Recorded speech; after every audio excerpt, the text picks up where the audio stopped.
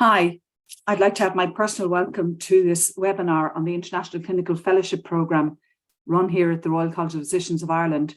My name is Dr. Anna Clark and I'm the Associate Director of this programme. The purpose of today's webinar is to give some information about this programme, at which applications open for tomorrow. The format is that there will be an overview by Ms. Diana Santos, who's the manager at the Business Development Executive here at the college, followed by the supports that are available, and that will be given by Yasmin Kenny from Castel Education. Then there will be a panel discussion and a question and answer session, and that will be run by some of our clinical leads who are on the programme. Yasmin will also contribute, and Dale Finnerty, who's the team leader at the International Training Programme here in the college, will answer some questions. We also are very fortunate to have Dr. Yasmin Abu Al-Sad, who was a fellow, a clinical fellow in medical oncology, and has since returned to her home country, and she'll give her viewpoint. And then there will be further questions. You can add your questions to the Q&A box or in the chat function, and we will endeavour to deal with them at the question and answer session. If we don't get to all of them, they will be followed up afterwards and you will get a response.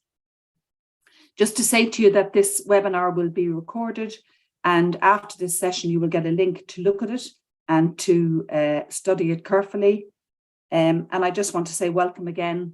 Look forward to your contributions, and I'll hand over now to Diana Santos. Thank you, Diana.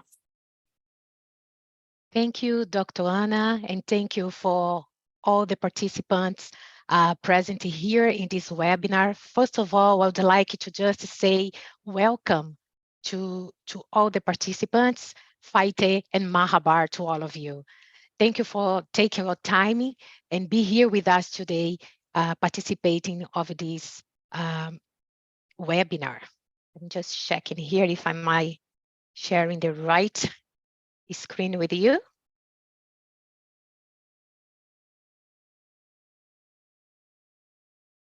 Very good. So we are the Royal College of Physicians of Ireland. We are very glad to introduce to all of you today our International Clinical Fellowship Program, who will start the academic year between 2024 and 2025. First of all, I'd like also to share with you our mission as institution, okay? So this institution, it's very proud to be a globally connected community of doctors learning together to improve people's health.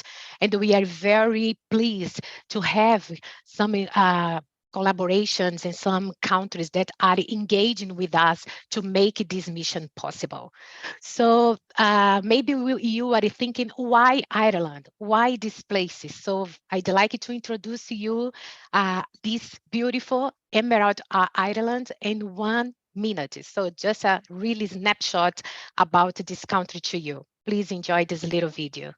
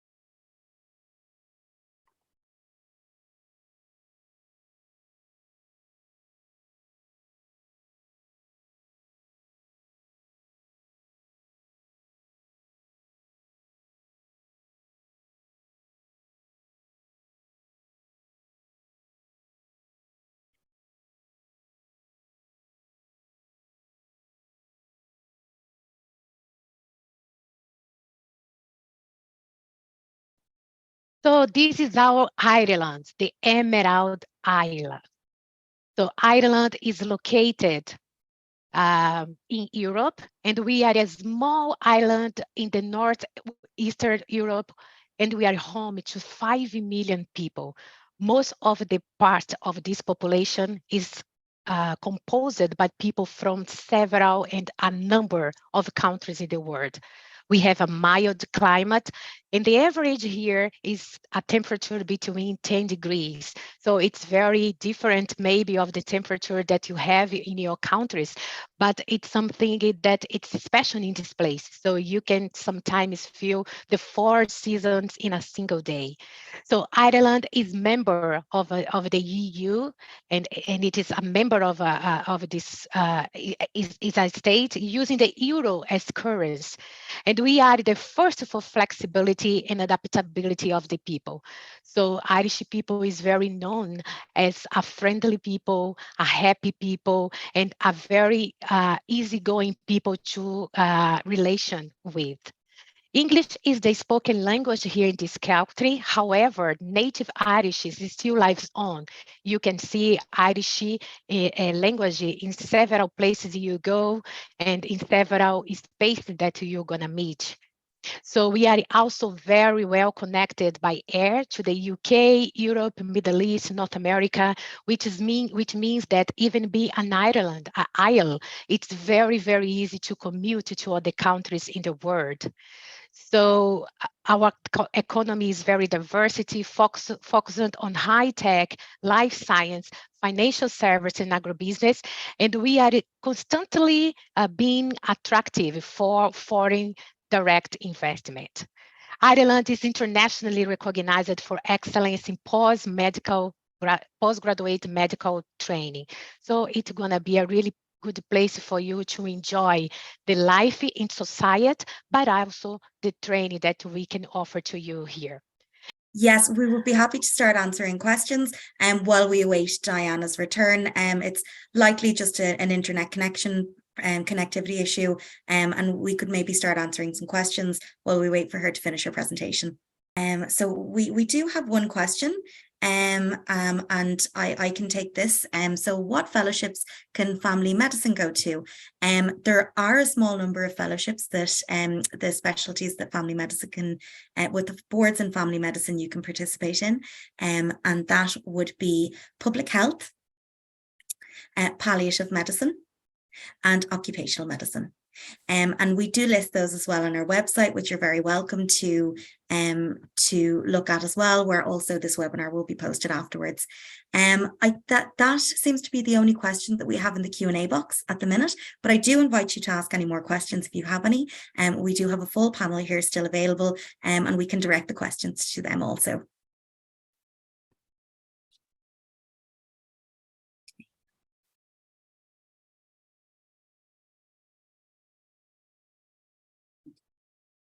Okay, so we have another question here. So when applying for a fellowship, do we send our papers directly to Miss Diana? And that is a very good question. So today we are holding this webinar to launch the opening of the applications for the fellowship program. The applications will open tomorrow and we will be sending out communications. You will also be able to find information, further information on our website, the International Clinical Fellowship portion of the website, where details for the application will be listed. I can see here that my colleague Diana has rejoined, so I'm going to hand over her now to finish her presentation. Thank you all so much for your patience. Hi everybody, sorry for the connection, the troubles with the connection. I think that you could have an idea about the Ireland in the video that I could share with you.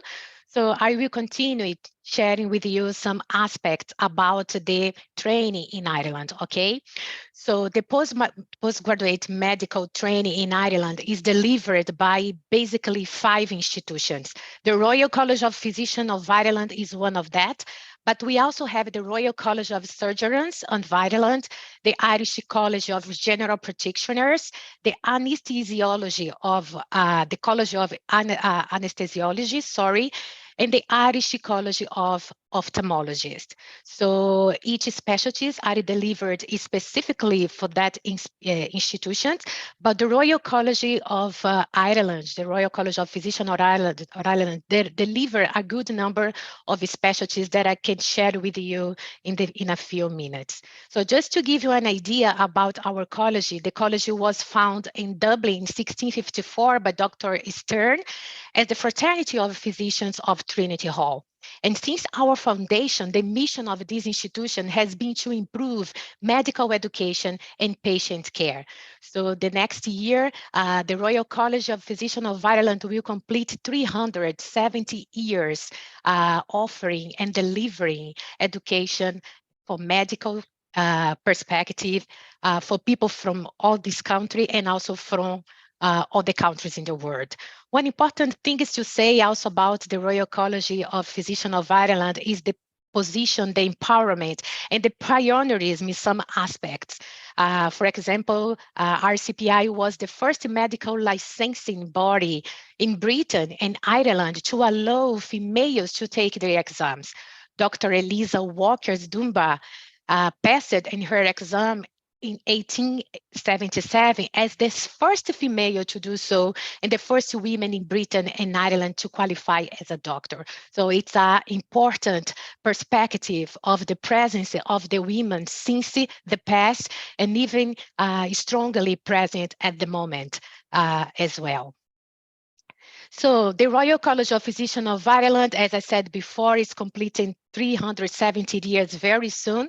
And we are specialized in providing postgraduate medical training, specialist exams in several specialties, professional competency schemes, continued professional development, clinical leadership programs, research, K&I and assurance programs, policy and advocacy, which means that we are preparing doctors not just in the beginning of their career, but even further providing other continuing professional development and also being very committed with the society through the policies and advocacies that we are engaged in several topics in health. So our faculties and institutes are composed by 6 faculties and institutes, the colleges. So we have the Institute of Medicine, who have a big range of specialties. We have the Faculty of Pediatrics, which is a big and very robust faculty as well. We have the Institute of Obstetrician and Gynecologists. We have the Faculty of Pathology, the Faculty of Public Health, and the Faculty of Occupational Medicine. So those are the faculties that are leading, engaging in training the doctors in our college. So it's very important to say that we are a truly global college, which means that we have approximately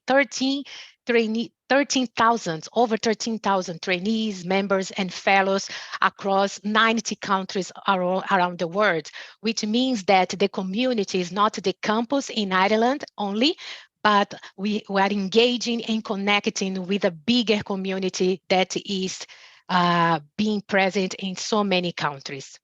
So just to give you a little bit of information about our programs in terms of fellowship and residency, nationally, we offer a basic specialist training, which is very similar to our residency training program. And we also offer the higher specialist training, which is very much close to the clinical fellowship program, the program that we're going to speak with you today. So just to have an idea also about our programs are fully accredited with overseas health authorities, and specifically our clinical fellowship program is offer hands-on clinical training. It's very important to see that doctors, you really see real situations while training with us. The program can vary in terms of length. It can be from 2 to 4 years in duration, and it will vary according with the specialties you are choosing. So it's available across 36 specialties. So you have a big number of opportunities and specialties for you to choose. And the certificates are recognized for registration purpose as a specialist in your country. So these are the key areas and aspects of our program. The training has also 4 core areas. So one of them is the clinical hospital-based training, which means that the doctors you're going to be really being supervised. It's a structured training, so there will be a curriculum to follow up. So procedures and practical skills will be also part of your journey with us. We have a core academic program to be followed, and doctors we're going to need to have be involved in assignment and annual evaluation of progress. This is very important to say that your tutor, your lead, your trainer will be with you during the whole process, and each one of our programs has a clinical lead responsible to supervise, to guide, and give you all the orientation needed to the trainees during the time with us. It's very, very important to say that sometimes the most difficult part is to think how it's going to be to relocate to a new country, to live in a new hospital system, to live also in a new society. That's why it's very good to know that RCPI have this support available to you through Castel Education that offer a comprehensive support structure in place for our international trainees. These supports may include English language tutoring, relocation support, dedicated program coordinator, and program management team to support you. This is also part of our training team. We have also dedicated program director for each specialties that you can choose, and the health and well-being and much more. So you have these teams that can help you in the operational process, but also a team in the institution very committed to help you in your training perspective and in your fellowship program. So here I can show you a number of specialties that you are planning to offer in 2024. So these specialties has specific curriculums, and it's available on your website, and you can visit later on to have more information about each specialties. And of course, we are available to reply any queries or any doubts that you have about any specific specialties. But just for your knowledge, these are going to be the specialties that will be available for 2024. Give you a more specific information about the application timeline. So the timelines for the application, we're gonna open the application tomorrow, the 23rd of March. And this time our application is gonna be open for almost 3 months. So we identified that it's a good time for you to prepare yourself, to prepare the documents, be in contact with your hospital, with your sponsors, and also be in contact with us if you have any needs of support on preparing for your application. So the interviews are going to take place between September and November, and this can vary according to the specialty. Basically, the interviews are going to take place in person. So it's important that you prepare yourself to join the panel and present yourself for the position. So the offers are going to take place also in the same time between September and November. And we expect that the doctors selected for the program are going to be available to start with us on 8th July on the following year, 2024. So what does the recruitment look like? So tomorrow it's going to be available, the link. So all the applications are just acceptable by clicking and making your application in the link. If the candidate have any issues in accessing the link, you can request the link via email. And the recruitment and selection process is comprised basically by the online application. After you apply, the team, you're going to check your availability to check if you have all the requirements to proceed with your application. And then the shortlisting will be completed for the program director. The program director will be the one that will identify if you have not just the requirements in terms of documents, but the specific qualifications and the specific experience for the specialty you are looking for.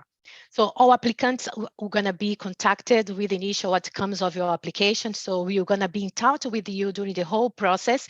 And the interviews are going to be completed via Zoom or in person. So most of the time you're going to be in person, but in some cases you're going to be via Zoom as well. All interviews attendees will be contacted with the outcomes of the application, because we believe it's very important for you to be on track about your selection process. What are the entry criteria? What kind of qualification or what kind of preparation you should have to join our international fellowship program? So you should be complete a primary medical degree through English. You also must be completed a structured internship, also a 4 to 5 year national residency program and associated board exams. And it is very important to know that it's not possible to be self-sponsored to participate in our program. So one of the requirements is that you're going to have a provisional sponsorships by your government body with whom RCPI has a memorandum of understanding. So if you are not sure about if your country is a partner or not, we can be in contact. You can be in contact with us and we can clarify this to you. So, and it's also very important that you have an appropriate level of clinical experience to apply for the program. Following up on the entry criteria, you're going to be requested during your application to upload a video with a brief explanation presenting yourself, your career to date, and the motivations for applying to the program. So we consider that this is going to be your first opportunity to show to the recruiters, to show to the panel and the clinical leads why you are the best fit for the program. Before to enter commencing the training, before being in Ireland and start with us, you needed to demonstrate a level of English language competence. So which is going to be IELTS number 7 score, and no less than 6.5 in NEET capacity, or ONT with B. And you also have to have your sponsorship confirmed by your government body before you start with us. So it's not a requirement during the application form, but once you receive an offer, before you start with us, it's desirable and required. I need to say it's required that you have these criteria attended. And it's desirable that on the application and at the interview, if you have the full English language and the conformed sponsorship, and also the MRCPI in chosen specialty, which means these criteria, these qualifications will stand out your application during the interview in the application process. What can stand out your application? So it's very important that your CV be very well written and very well structure, and bring it to the panelists a very good overview about your career to date and about your experience. It's also very important that you upload all the supporting documents that was required during your application form. Process, sorry. So these documents are required, and it is very important that they are there on your application. Another important thing is to say is that you can demonstrate your interest in the chosen specialty. So it will not be required that you are an expert in the specialty. That's why you are applying to join the training. But it's important to see that you have any contact with the specialty and you have any experience in dealing with the specialty before you started the training. Another important thing is that you demonstrate experience and also experience in research, audit, and quality improvement. So there are going to be some opportunity for you as well to engage in research, audit, and quality improvement during your training. So it would be nice if you can share some experience in that field as well. If you have the RCPI or equivalent, this will also be good for your application, but you must say again, this is not a requirement. This is an extra qualification that you can show during your process. Now we have the opportunity also for you to engage in communication with previous fellows and current trainees at the moment with us. So if you visit our website, there will be a page where you can chat with us. Through that too, you're going to have the opportunity to talk with the staff. You're going to have the opportunity to talk with the trainees and fellows and bring in a very informal way your queries, your doubts, and your concerns about training with us. So please feel free to use these two and enjoy the conversation with the guys that are very willing to have the opportunity to talk with you about their experience here in Ireland. So thank you very much for your presence. Shukran. And now I would like to pass you to my colleagues that you're going to talk a little bit with you about Castel education. So Yasmin, can I have you at the moment? Denise is with us. So great. So yeah. That's great. So Denise is with us. So Denise is the Center Director of Castel Education.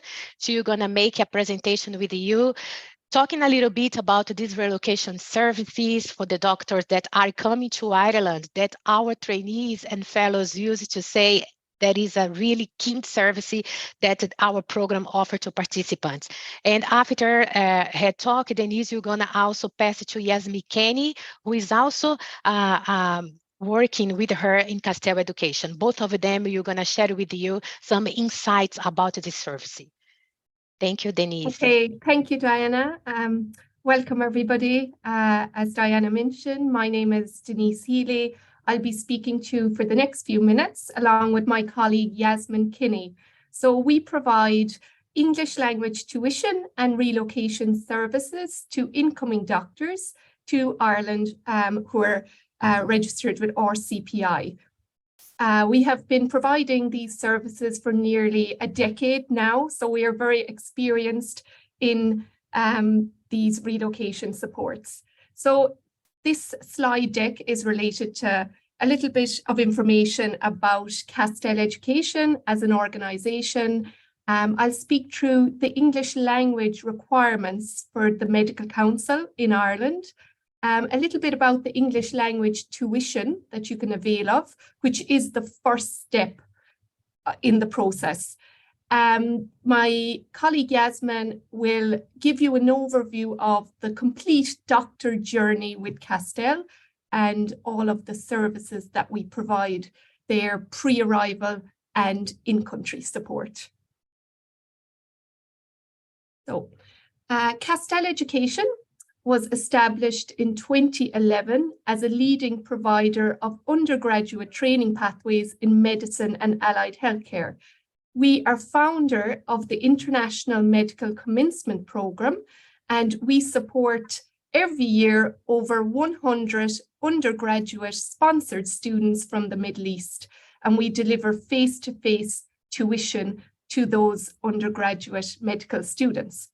We also provide intensive English language programs to support undergraduate and postgraduate students to enter their targeted pathway programs. More recently, we have provided support to Ukrainian healthcare professionals in Ireland. So we are working with over 100 Ukrainian doctors who are seeking temporary protection in Ireland. So, and Castel was acquired by Cambridge Education Group in 2021.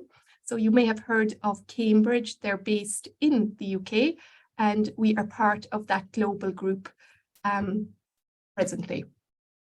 On the right-hand side, you see some of our KPIs. We're very proud to have a 94% progression rate on our undergraduate medical program. And of course, you will be glad to hear rapid English language success stories and results. We are, as an organisation, Castel is very proud of its standards in the provision of English language services. We have acquired many accreditation quality marks through the years, one of which is ASALS, which is a national standard mark for the provision of English language services in Ireland, and Equals is an international quality mark for provision of English globally. We were the first OET provider in Ireland in 2017. All our tutors have the knowledge badge for OET tuition. Along with RCPI, Castel Education provide support to all incoming doctors to Ireland for all of the training bodies in Ireland. Our main partner is the Royal College of Physicians, but we do work with all of the other postgraduate training bodies in Ireland, which are listed here. The English language requirement for the Medical Council registration in Ireland is the following. And this is available from the official Medical Council website. Academic IELTS certificate. IELTS, as you may know, is the International English Test. So this certificate has to be dated within 2 years of registration. And a doctor is required to have an overall band 7 with a minimum score of 6.5. And that score has to be achieved in one sitting. Or the Medical Council also accepts an OET certificate, which is an occupational English test. And again, this has to be dated within 2 years. And here it's a minimum grade B in each skill, listening, reading, writing, and speaking. And there is no overall grade here. So either IELTS or OET, or proof that you have been awarded a higher qualification through English by an approved postgraduate training body in a country where English is the language spoken in that country, which would be New Zealand, the US, the UK, or Ireland. And finally, a US MLE if all of Part 1 and Part 2 of the clinical knowledge and clinical skills have been completed. However, this is accepted by the Medical Council, but the HSC requires either an IELTS or an OET. So all doctors are encouraged either to have 1, 2, or 3 here. So in terms of the requirement, this is a summary. So an IELTS score of an overall 7 with no skill less than 6.5. But to get an overall of 7, a candidate needs 2 7s and 2 6.5s to get that overall. So if a candidate gets a 6.5 in each skill, they will get a 6.5 overall, which is not enough to register. And an OET score of a B in each skill, as I mentioned in the previous slide. These 2 exams are very, very different. An IELTS exam is very much focused on academic English, and an OET exam is focused on medical terminology, and it is more suited to the career choice of doctors. Okay, so, from our experience working with postgraduate doctors, there is a trend forming that doctors reach the OET requirement faster than the IELTS requirement, and they have a preference for the OET exam over the IELTS because it is language that they are already familiar with, and it is more valuable to their career and work in an English-speaking country. So if a doctor goes to book an OET exam, they will have a choice, obviously, of 12 streams So OET is available for 12 professions.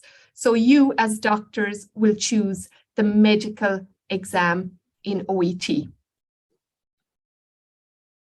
Okay, so this is a breakdown of the scores for OET, and all doctors have to fall within the B to register with the Medical Council, and there that constitutes what's accepted there. So a doctor has to be able to communicate effectively with patients and health professionals using appropriate registered tone and lexis. So a B, again, is equivalent to an overall 7 in IELTS. There is also numerical grades in OET, so a minimum of 350 a doctor is required to achieve in OET. Okay, so a typical English language journey with Castel Education. RCPI refers trainee doctors to Castel. If they have not met the English language requirement, they are referred to the English language department within Castel. If they have met the requirement already and have exceeded their IELTS or OET, they're referred directly to the head of postgraduate services, who then works with the doctor on all the relocation services and registration for the Medical Council. But if a doctor is referred to the English language department, we welcome the doctor on board. We give them an overview of the types of exams available, OET or IELTS, and we work with them to decide on a preferable exam. And we gather information on their exam date and their availability for tuition. We are very much aware that doctors have very busy schedules. So when we provide tuition, we really aim to work around the doctor's schedule when providing tuition there. So then the doctor is referred to a professional tutor. All of our tutors have a knowledge badge in OET, and they're IELTS examiners also. And then the OET or IELTS tutor does an initial diagnostic assessment with the doctor to determine their language level or any linguistic deficits they might be experiencing, and they work closely with the doctor to bring them up to the requirement and prepare them for their sitting for an OET or IELTS exam. We also track the progress of the doctors when they're referred to our English language department, and we feed that progress back to our RCPI so that they can plan and we can plan your post in Ireland if and when you will meet the requirement. So then when the doctor is ready, they apply for an exam, they sit the IELTS or the OET, and they send us their result. We can verify the IELTS, and then there are two pathways. If they've met the requirements successfully, we can transfer them to the head of postgraduate services for the relocation supports, or if they have not met the requirement, unfortunately, they can continue tuition and apply for another exam, a second sitting. And that's if time allows, because I know all doctors are working towards a specific time frame and arrival date in Ireland. So sometimes they continue tuition if time allows that. So that is a typical trainee journey, English language journey with Castel. I'm happy to answer any questions at the end about the English language tuition.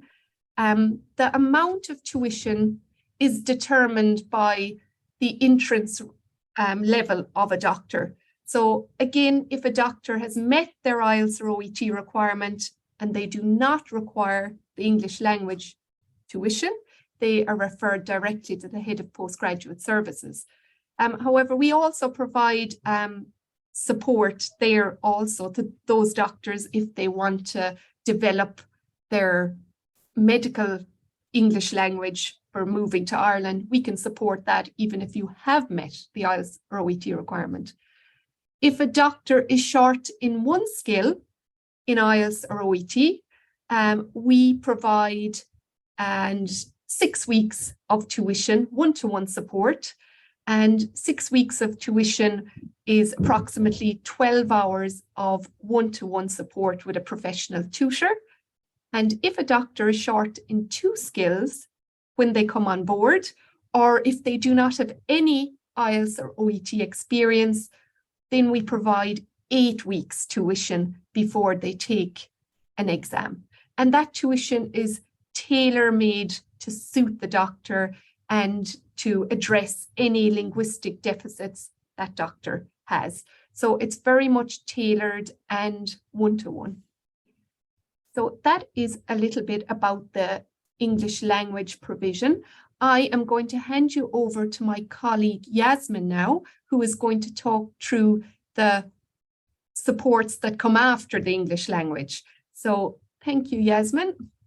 Thanks very much, Denise. And I'd like to take this opportunity to thank Diana and everybody in RCPI for inviting us to participate in this webinar. By way of introduction to myself, I suppose Denise and her team look after the English language tuition and preparation and that side of things, while I work with doctors once they have achieved the English language requirement. So RCPI will refer doctors to me once they have met all of the requirements for the programme, including the English language requirement. So once I receive a referral from RCPI, I will contact the trainee immediately or as soon as possible to arrange a Zoom call to talk through all of the next steps and working through EPIC and Medical Council and so on. The purpose of this slide really is to give a sense of the timeframes involved with EPIC Medical Council and the next steps thereafter. So it can take up to 4 months, 4 to 5 months really, from the initial referral to actually arriving in Ireland to take up a post. And that is because there are, several different steps involved, as you can see. One of the main factors is once your application is fully submitted to the Medical Council, it can take some time for the Medical Council to actually review that application and proceed to issuing the certificate of registration. And it is not until the Medical Council has issued the certificate of registration that RCPI can apply for your work permit. And it is not until the work permit has been granted that I can then assist you to apply for your visas. So each stage does take time. It's important to note that while it can be tempting, it's very important not to book flights until your visa has been issued, because the time it takes for visas to be processed can be variable. So Denise, could you move on to the next slide, please? Thank you. So as I mentioned, if if English language tuition is required, RCPI will refer you to Denise. And if you have already met the English language requirement, you will be referred directly to me for Medical Council, EPIC, and so on. And I will work with you through each step of this process, and I will review your Medical Council application before you submit it. And once you have submitted your online Medical Council application, you're then required to send some supporting documents to the Medical Council, and I will assist you with doing that as well. And then whether, just in terms of visas and immigration and things like that, whether you are traveling alone or whether you're bringing your family with you, Castel will be here to advise you and to assist you with all of your visa applications. And then it is only when you arrive in Ireland and have established a permanent address that you will be able to then apply for your IRP card. So your IRP card, Irish Residence Permit, that essentially takes over from your original visa as your permission to remain in Ireland. So you will be granted a visa that is valid for 6 months, but once you have arrived in Ireland and you have your permanent address, you will then apply for your IRP card, which you will receive hopefully long before the 6 months is up. Your IRP card then takes over as your permission to remain in Ireland. So you won't ever have to reapply for a visa or anything like that. It's just a simple matter of renewing your IRP card every year. I just wanted to mention third country visas as well, because sometimes as part of your program, you may be required or requested to attend like conferences or events overseas, UK or Europe or wherever that may be. And if you need to, if you need any advice or assistance on how to how to apply for visas to travel to those countries, Castel is more than happy to help you and to work with you and to send you the relevant guidelines for that. Just similarly then, if any queries arise or if any delays or if any questions in terms of IRP application or indeed with visas, if you have any concerns about anything like that, Castel is happy to contact or liaise with Immigration Services on your behalf to assist in any way we can. So just wanted to mention, just when it comes to arrival time, once I receive your flight details, Castel will arrange for you to be picked up at the airport. We will send a driver to pick you up and transfer you to your temporary accommodation. You will be provided with an individualized welcome pack, which contains information on, kind of settled banking, accommodation, IRP cards, getting an Irish mobile phone number, and all of that kind of information. It also includes a checklist of priorities of things to do or to try and achieve in the first week or in the first week or two. Obviously, accommodation is one of the main priorities. It's important for many reasons. It's important to get settled in and familiarize yourself with the area. It's nice to be settled in before you start in post, if possible. Also, it's not possible to move on to the next steps, such as opening your bank account or applying for your IRP card until you have a permanent address. So I will start working with doctors well before their arrival time. So in the weeks prior to arrival, I will contact you to establish your accommodation preferences. So things like number of bedrooms, approximate budget, location, and so on. And then I will work with you to research suitable accommodation and to try and arrange viewings and to guide you through the entire accommodation process in Ireland, from putting in your application, paying deposit, lease agreements, and so on.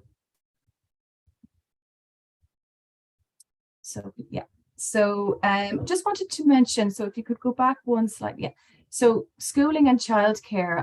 Also, we will make contact with you several weeks before arrival, well in advance of your arrival, to establish if you have any children, and if so, what education requirements they may need. So whether that's childcare, preschool, primary school, we will ask you to send us on just basic information on your children, date of birth, gender, language ability, and so on.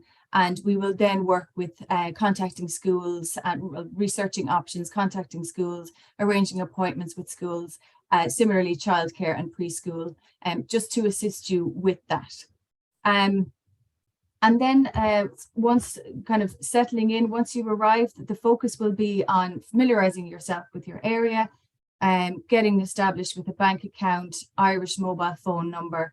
Obviously, accommodation is the big one. We give you advice on health insurance, a car rental, if that's something that you would be interested in, or car purchase. We can also provide information on public transport, applying for what we call the LEAP card, which entitles you to cheaper public transport, and so on. As well, we like to give some local orientation information, and a lot of this is included in your personalized welcome pack, which is tailored to whichever city you were going to be first based in. So we like to give information on, you know, prayer facilities, health centres, GPs, public transport, ethnic food shops, and so on. And then also, just finally, I suppose, when it comes to departure and moving out of your accommodation, we will advise you on, you know, providing general move out advice on giving notice to landlords or agents, and just general advice on end of program, departure arrangements, closing bank accounts, etc. So the final slide, this is really just to highlight that, you know, once the doctor arrives in Ireland, the support from Castel will continue. So you know, if any queries arise, you know, and you're not sure who to ask, or if you want guidance on any sort of settling in or any queries about living in Ireland, please feel free to contact us, and we will, you know, do our best to answer any questions you may have. Typical things that we support doctors with on an ongoing basis is IRP renewal. Your IRP card, like I said, is only valid for 1 year. So I will ask you to send me the details of your IRP card so that I will know the expiry date, and I will attempt to keep track of that to remind you in plenty of time to renew and guide you on the process of how to renew. Sometimes you may be required to move to a different clinical site from one city to another, depending on where your placements are. So if you might, you know, for example, if you need to move from Dublin to Limerick or Galway or another city, obviously you will need to find new accommodation. Similarly, childcare and schools, you may need to, you know, relocate or look into different schools and childcare facilities for your children. We will be here to help you with that. Educational requirements for family, spouses, any queries like that, if we can support you in that, we can. Third country visas I've already covered. If you need to go overseas for any reason, we'll be happy to support you with applying for those visas. Family visas, whether that's accompanying you for the duration of your fellowship, or if family wish to come over on visit visas. Medical council renewal, that's an annual thing. So we will support you in the renewal of your medical council registration every year. And as I mentioned as well, I suppose just in conclusion, at the end of your program, we will be there to advise you on, you know, general move out, completion of your program, returning back home, and making sure that you have, you know, valid permission in terms of atypical and IRP to enable you to stay for the duration of your program. So that's really an overview of the postgraduate services that I provide, and I'll be happy to answer any questions if anybody has any questions about that. Thank you very much, Denise and Yasmin, for your presentation and for the support and all the assistance you have given to our doctors that are joining this program. Thank you very much. We really appreciate your support and your participation in this webinar. So now we are going to start a conversation with some people who are here with us today to share some information about operational aspects of our program and any questions that our participants may have during this conversation. First of all, I'd like to address a question to Professor Cecily Quinn. She is the Clinical Director Lead for the Global Partnership Office, and she is also the Clinical Lead for our program in histopathology. So she has worked with us for a long time. He has a plenty of experience in this program. So first of all, Professor Cecily, thank you for joining us. I'd like to ask you if you can give us and all the participants here a broad overview of how postgraduate medical training is structured in Ireland and how the fellowship fits in this program and in this experience. Certainly. Thank you, Diana. I hope you can hear me. You can? Yes, we can hear you, Doctor. Yeah. I had some difficulty connecting at the start of the webinar, but I think I'm with you now. Yes, thank you very much for your question. So with regard to a postgraduate training in histopathology in Ireland, our trainees either come in following internship in some cases. Other trainees might have done some training in medicine. They might have a little bit of preliminary experience in histopathology, or they may indeed have worked in other specialties. So the first 2 years then of the postgraduate training is the basic specialist training program. And during that time, our trainees gain experience in the principles of dissection, microscopic evaluation, report construction, putting all of the information together and synthesizing this then into a clinically meaningful report. Now, this training covers all aspects of surgical pathology and also cytopathology. So then if trainees then successfully complete the basic specialist training, usually it's decided in after about 18 months that they are eligible to progress to higher training. So the higher training interviews then take place the following February, and they start that then in the summer. The higher specialist training is a 4-year program, and really during that time then they're building on their experience that they've gained in the basic specialist training. So they achieve a higher level then of expertise and competence in surgical pathology, cytopathology. Also in Ireland, we do train our trainees in autopsy pathology. Now, all of this then is also underpinned by formal training in the form of tutorials, lectures, black box sessions, and also all of the RCPI training courses, the mandatory courses, which cover the principles of core pathology, of management, and all of those different aspects. So at the end of the day, we're trying to equip our trainees to become consultant histopathologists at the end of their training.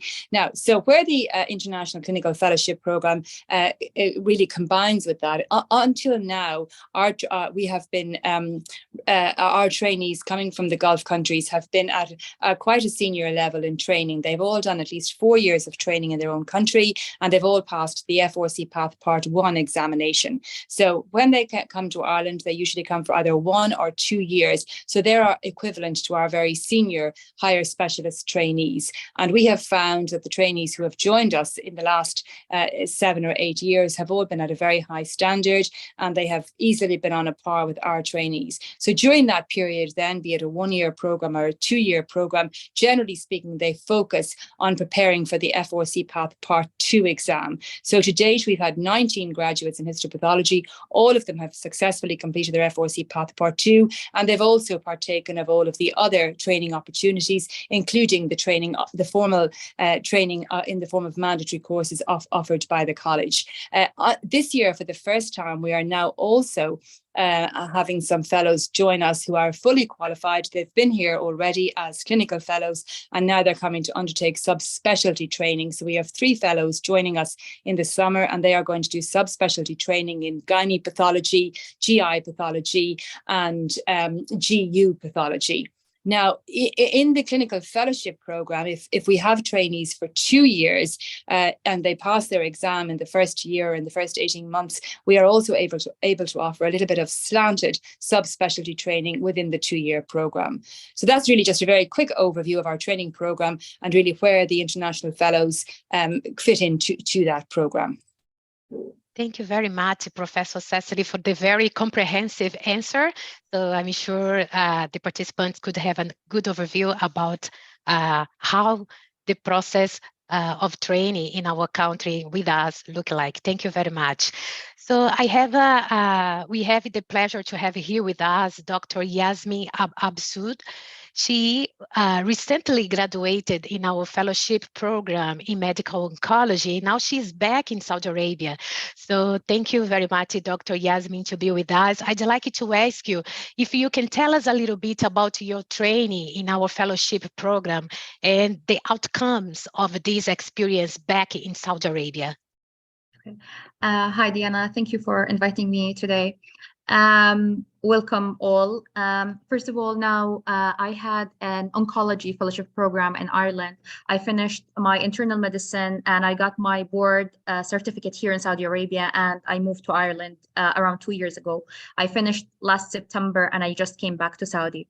So the program is a 2-year program. Now there is like 3 main aspects: the clinical aspects in the hospital, which we spend most of the day there seeing patients. It's usually a 3-month rotation. So we try to cover everything in oncology between brain, lung, gynecology, and we try to see as many patients as we can. The second thing is I was involved in research, publishing paper. I published around 3 papers there. We had a curriculum base that we had to follow. So it was very organized and it went smoothly. Now, the third thing is we had study days, which was amazing, honestly. It's 2 days in the week. Each study day is only 1 hour, which it's a lecture will be given by a consultant or a professor. It was through Zoom, as it was during COVID. So it was amazing because it kept us updated all the time, even if I don't have time to read. These lectures and study days were amazing, honestly. After 2 years and covering the whole curriculum, we had 1 exam, which is not mandatory to take it, but just to know what level you are in. And I came back to Saudi. I'm trying now to transport everything I've learned there, especially that I'm working in a teaching hospital here. So I'm trying to apply as many as I can here in my hospital. Thank you.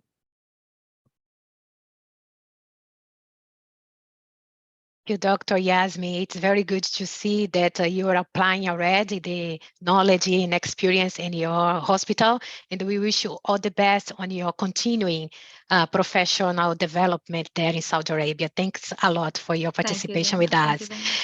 Yes, so we could hear during the presentation that there is a huge support in terms of relocation, in terms of preparing all the documents and all the requirements that you need in order to come to Ireland through Castel Education. But there is a team that works as well to provide you and making sure that all your training requirements are okay, and you have everything that you need to start your training properly. So I'd like to invite Dale Finert. She is the team lead of the international training programs. Dale, thank you for coming, and I would like you to answer to the participants how the onboarding process in organizing is organized, and how do we support doctors on their hospital placements and training journeys during their time here with us. Okay, thank you, Diana, and thank you again for all the panel members for attending today. So firstly, I'd like to start off by talking about the structure of the team. So I myself am the team lead, and then there's also 3 other team members who work with me to facilitate the support and continued support of the doctors for not only their onboarding, but also their training durations. So we work with the trainees to support their arrival to Ireland.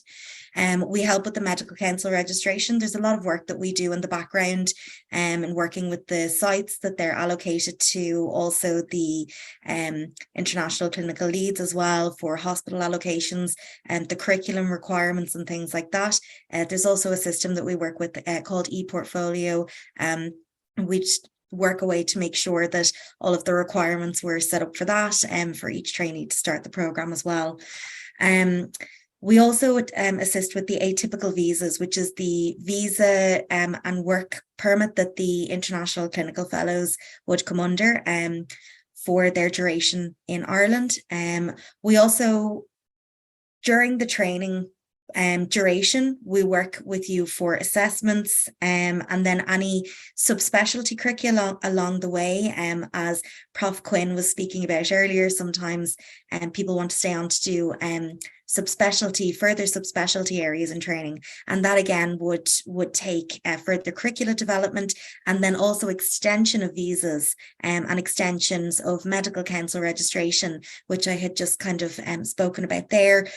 So it really is a very much so an ongoing process. We do have one-to-one work relationships with each of the trainees that come on board the programs, and during also the onboarding process as well.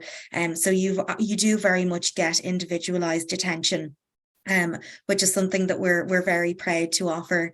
We like to pride ourselves on going above and beyond in offering support and nurturing doctors on their training journeys as well. Dr. Anna Clark is the Associate Director of the programme. She works very closely with our team, and she offers invaluable supports really to the trainees during their training programme durations. And another thing that our team is very involved with Dr. Clark in is we travel out to the training sites once a year, and we meet with each of the trainees on site. And it's individual attention again that you're receiving throughout your training program, to really give feedback, ask any questions, in a very kind of calm and safe environment as well, a supporting environment as well, which we always look to provide. And as well, it's that individual connection with your program coordinator and the associate director while out on site to visit each of the trainees there that are located there specifically. And then also another thing that I wanted to mention is we do offer support all the way up to graduation and beyond. So there's the final year assessments, and the team would work with you coming up to your assessment to fill out the required forms for that, to schedule it, to send you on the invite for that, answer any questions that you have around it as well, and then as well for your graduation period and beyond. We do have a lot of graduates who come back and look for letters of support and things like that, which we're always very happy to offer and provide. Thank you. Thank you. Thank you very much, Dale, for your answer to the question. I think we now can have a time to respond to the questions that we have from the participants. And the first question I can address it to you, Dale. I'd like to address to you. We have some participants interested in palliative medicine. Can you tell us a little bit about the requirements for this program and the duration as well? Yes, so the duration for palliative medicine is 2 to 3 years, and also the program requirements are the same as the general program requirements for many of the specialties for the International Clinical Fellowship Program. So either your English language, so either your IELTS or your OET, as Denise and Yasmin spoke about before, also having your relevant boards. And for palliative medicine, we would be looking for the boards in family medicine or in internal medicine either. So that would be something that we'd be looking for as well. And then as we advertise on our website as well, MRCP is highly advantageous as well in your application. Very good. Thank you, Dale. I have another question here that I'd like to address to Dr. Anna Clark. As Dale mentioned before, Dr. Anna Clark is the director of our International Clinical Fellowship Program, but she is also the clinical director for the Public Health Fellowship. So I have a question here from a doctor, Dr. Anna, who recently finished the residency. So considering this person finished the residency very recently and does not have so many experience, how this can affect the application of this doctor? Is there any chance for him or her to apply for the fellowship program? Is it a residency in public health, or they want to apply for public health, or any residency? Any residency in general. In general, doctors who recently finished their residence, is it possible for them to be considered for a fellowship program with us? Yes, well, I think they just have to look at their application and put in as much as they can in terms of what research activity they have, what audit research they have, audit experience? Have they any publications? And they have to show that they're particularly interested in what they've done during their residency to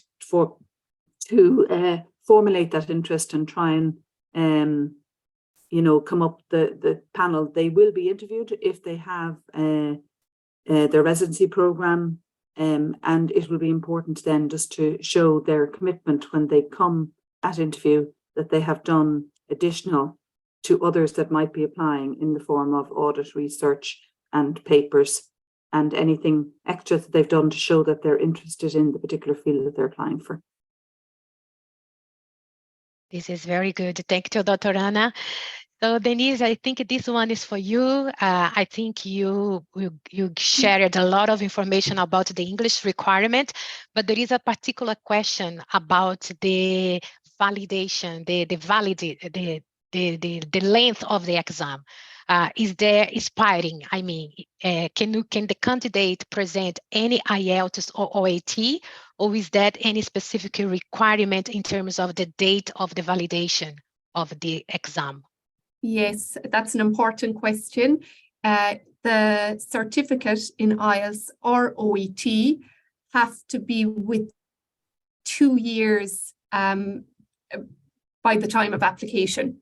So we have, on many occasions, doctors had their IELTS or OET requirement, but their certificate had expired when they registered.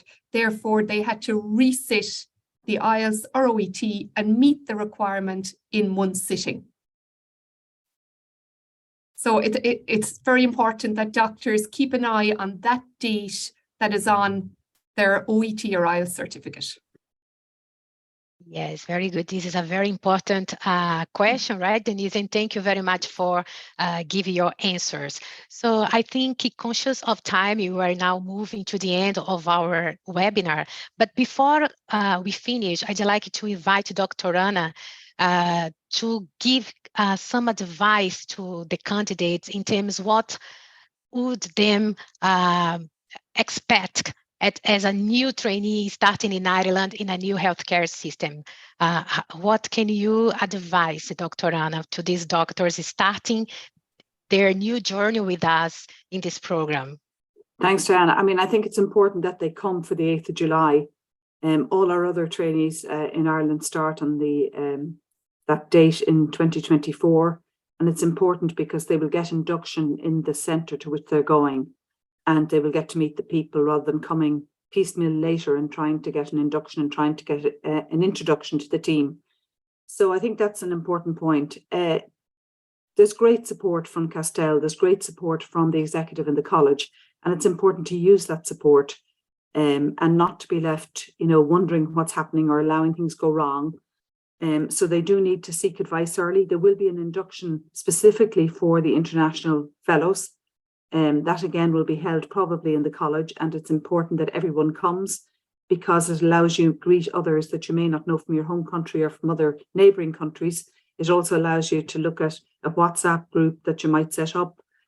And after that, it's really just getting down to working.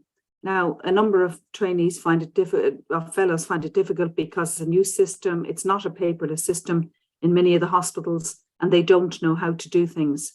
So the induction may help with that, but also asking their own colleagues, how do I write a referral letter? How do I behave in outpatients?